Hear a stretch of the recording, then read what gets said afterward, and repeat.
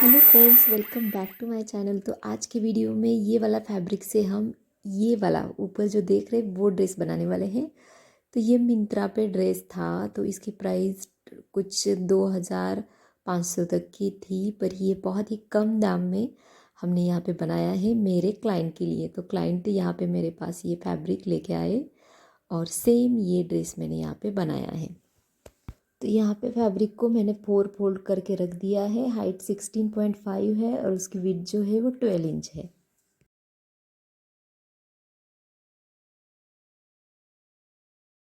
तो यहाँ पे हम जितना हमारा शोल्डर है उसका आधा लेना है। तो यहाँ पे मैंने 7.5 लिया है और आर्म होल भी मैंने यहाँ पे 7.5 पे रखा है। तो जितना हमारा चेस्ट है उसका 4th पार्ट लेना है और फिर उसे +2 इंच करना होता है। तो यहाँ पे भी सेम हम कमर का 4th पार्ट और उसमें +2 इंच। तो इस तरह से ये दोनों पॉइंट हमें यहाँ पे मिलाने हैं। अब यहाँ पे सीधा लाइन ड्रॉ करने के बाद इसको हम कट करके निकाल देते हैं। अब यहाँ पे हम आर्म होल के लिए 1.5 इंच ले लेंगे, बाहर के आर्म होल के लिए।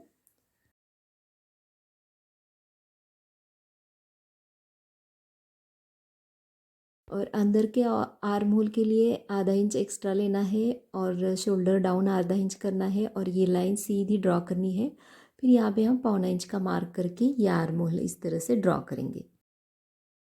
तो नेक की विड्थ यहाँ पे 3 इंच है और इसका डीप नेक यहाँ पे मैंने फ्रंट के लिए 5 इंच रखा है और बैक के लिए 4 इंच रखा है। तो इस तरह से हम इसको राउंड शेप देने वाले हैं। तो शोल्डर डाउन का यहाँ पे हम लाइन ड्रॉ कर लेते हैं और इस तरह से हम बैक वाला आर्म होल से पहले कट करेंगे, फिर अंदर का फैब्रिक इस तरह से निकालेंगे और फिर अंदर वाला आर्म होल यानी कि फ्रंट वाला आर्म होल यहाँ पे कट करेंगे। तो इस तरह से हमारा यहाँ पे बैक और फ्रंट दोनों पार्ट रेडी हो गए हैं। अब नीचे का हमें राउंड शेप में घेर है वो घेर बनाने वाले हैं। अब नीचे का घेर हम यहाँ पे बनाने वाले हैं। इसके लिए मैंने फैब्रिक के 4 फोल्ड में पहले से ही रख दिया है। अब हमें ये करना है कि यहाँ से कॉर्नर से हमें नीचे का घेर बनाना है। तो यहाँ पे मैंने पूरा अपना जितना हम कुर्ती का लेंथ लेने वाले हैं उसमें से आधा इंच मैंने, आधा तो हमारा कमर तक लेंथ के लिए गया है। तो उसके उसके नीचे से जितना हमारा बचता है उतना यहाँ पे लेना है। तो यहाँ पे मेरे लिए जो है वो 15 इंच का है, तो इसीलिए मैंने यहाँ पे ऊपर की तरफ से 5.5 का मार्क किया है और नीचे बराबर यहाँ पे 16 पे मार्क किया है। तो ये इस तरह से नीचे का पार्ट जो है 1 इंच हम फोल्ड में चला जाएगा। तो ऊपर से मैंने इस तरह से राउंड शेप में कर दिया है। अब ये पूरा इस तरह से सर्कल यहाँ पे बन गया है।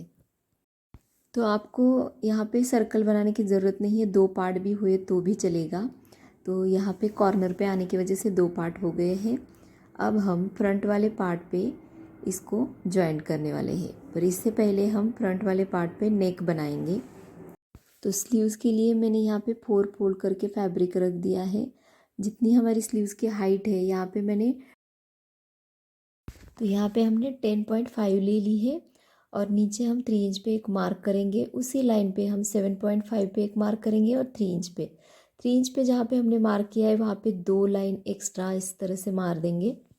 फिर उसके आगे 7.5 पे एक मार्क करना है और उसके आगे 2 इंच का। तो नीचे जितना हमारा घेर है उसमें 2 इंच एक्स्ट्रा मिलाना है। अब इस तरह से हम स्लीव्स का शेप देने वाले हैं यहाँ पे। तो यहाँ पे हम स्लीव्स को कट करके निकाल देंगे।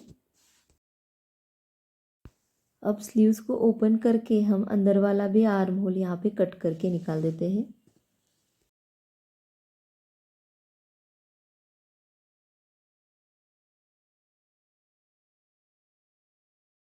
अब स्लीव्स के नीचे के पार्ट में हम यहाँ पे बेल स्लीव्स करने वाले हैं। तो इस तरह से फैब्रिक को मैंने 4 फोल्ड करके रख दिया है।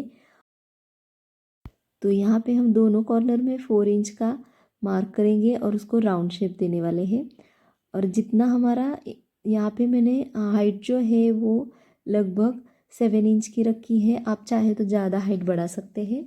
और इस तरह से राउंड शेप देना है हमें, और ये घेर वाला यहाँ पे स्लीव्स के लिए बेल बनानी है।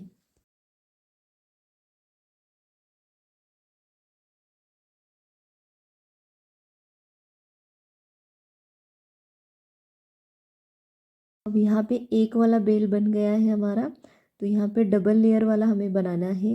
तो इस तरह से ये इसके ऊपर बराबर आ जाएगा। अब दूसरा बेल थोड़ा सा शॉर्ट बनाना है, तो फिर से हम इसको 4 फोल्ड में रख देना है, और फिर सेम इसको इस तरह से रख के हम बस हाइट थोड़ी सी कम करने वाले हैं। तो हाइट के लिए इस तरह से थोड़ा सा ऊपर लेना है, और फिर इसको हम नीचे से कट करेंगे।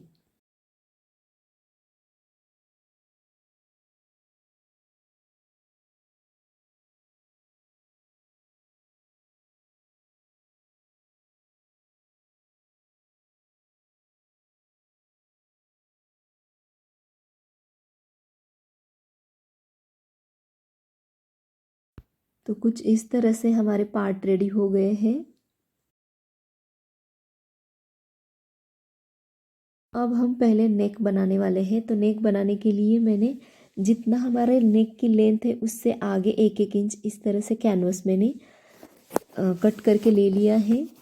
तो अब हम इसको कैनवस को फैब्रिक के ऊपर रख के फैब्रिक को अंदर की तरफ से इस तरह से फोल्ड करके स्टिच करने वाले हैं।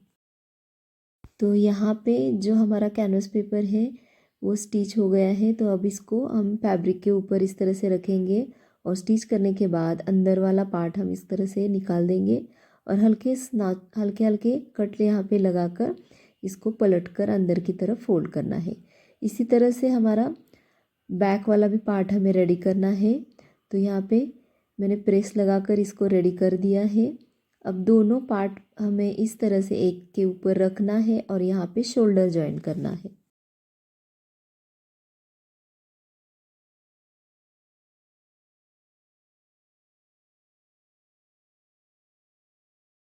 तो शोल्डर जॉइन करने के लिए एक पार्ट हमें इस तरह से ओपन रखना है। अब आप देख सकते हो यहाँ पे मैंने स्टिच की है। तो इस तरह से उसको हल्का फोल्ड करना है और अंदर की तरफ मुड़ा देना है। तो इस तरह से ये फिनिशिंग के साथ आ जाएगा। अब हमें यहाँ पे स्लीव्स स्टिच करनी है। तो इस तरह से हमें स्लीव्स को ऊपर रखना है, स्लीव्स के ऊपर ये पार्ट रखना है और स्टिच करके इसको सीधा करना है, और नीचे से इस तरह से हम इसको फिनिशिंग करेंगे।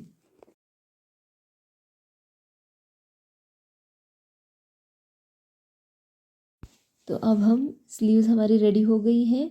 तो राइट वाली स्लीव्स राइट की तरफ इस तरह से आर्म होल देख लेना है, और हमें ये शोल्डर से जॉइन करना है। तो इसको हम स्टिच करके ले लेते हैं। तो यहाँ पे दोनों पार्ट में मैंने स्लीव्स लगा दी है, और नीचे वाले पार्ट में भी इस तरह से रेडी कर दिया है। अब हम इसको स्टिच करने वाले हैं। तो यहाँ पे इस तरह से कमर से भी हम स्टिच लगाएंगे, और स्टिच लगाने के बाद इसको साइड से फिटिंग देने वाले हैं। तो यहाँ पे नीचे का पार्ट हम इस तरह से ऊपर रखना है और इसको स्टिच करना है। तो यहाँ पे आप देख सकते हो ये स्टिच हो गया है।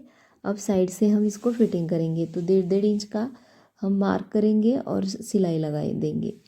तो लास्ट में ये फाइनल इसका स्टिच हो गया है, और एक बार आप देख लो कि ये पहनने के बाद कितना अच्छा लग रहा है। तो मुझे कमेंट करके ज़रूर बताना कि आपको ये वीडियो कैसा लगा। तो मिलते हैं नेक्स्ट वीडियो में। बाय।